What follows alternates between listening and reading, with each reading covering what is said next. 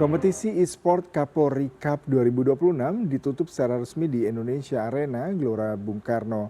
Kejuaraan yang mempertemukan ribuan pemain e-sport amatir muda dari berbagai daerah di tanah air ini tak hanya menjadi ajang adu kemampuan, tapi juga menjadi ruang untuk menunjukkan potensi generasi muda di era digital.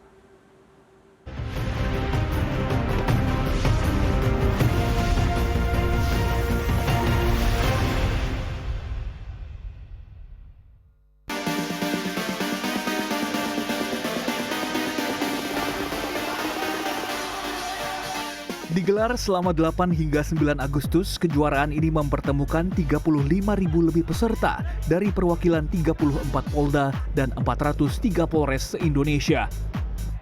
Bukan hanya Mobile Legends Bang Bang atau MLBB, kompetisi ini punya 7 kategori dengan karakter yang berbeda. Mulai dari cosplay karakter Defile, Influencer Hunt, Capture the Flag, Yell Yell Youth Movement, trading card game Pokemon, hingga cosplay custom competition. Dream to Become menjadi tagline yang diusung dalam perhelatan ini. Sebuah pesan bahwa minat dan kegemaran anak muda di dunia digital dapat diarahkan menjadi kemampuan, karya, bahkan prestasi. Konsep ini sekaligus menjadi bagian dari Digital Talent Movement sebagai sarana untuk mengasah kompetensi, membangun talenta digital, serta memberikan pemahaman tentang keamanan dan kedaulatan negara di ruang siber. Kepala Polisi Republik Indonesia Jenderal Polisi Listio Sigit Prabowo menyampaikan apresiasi sekaligus menutup secara resmi agenda ini pada Minggu malam. Menurutnya, e-sport kini telah menjelma menjadi olahraga yang kian diperhitungkan. Buat saya ini adalah hal baru yang tidak pernah saya lihat, namun ternyata penggemarnya sangat luar biasa. Saya juga melihat bahwa perkembangan dari e-sport ini begitu luar biasa. Dulu yang kita anggap ini sebagai suatu permainan, namun ternyata perlahan namun pasti ini tidak hanya berkembang menjadi suatu olahraga nasional, bahkan juga sudah beranjak kepada olahraga internasional. Dan pesertanya pun ternyata sangat besar. Melihat tingginya antusiasme generasi muda dalam bidang e-sport, acara ini hadir sebagai bentuk kontribusi pemerintah dalam mewadahi hobi para atlet amatir serta membuka kepekaan literasi digital dan peluang olahraga ini ke depannya.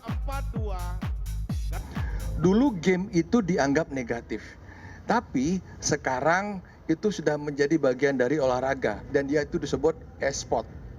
Jadi konsepnya pemerintah memberikan wadah dan kita kasihkan gambaran bahwa peluang e-sport itu besar. Di situ ada caster, ada pembawa acara, ada atletnya, ada pembuat game, ada event organizer, ada pembuat UMKM, baik itu merchandise dan lain-lain. Jadi ini ekosistem yang kita kasih gambaran ke adik-adik Gen Z.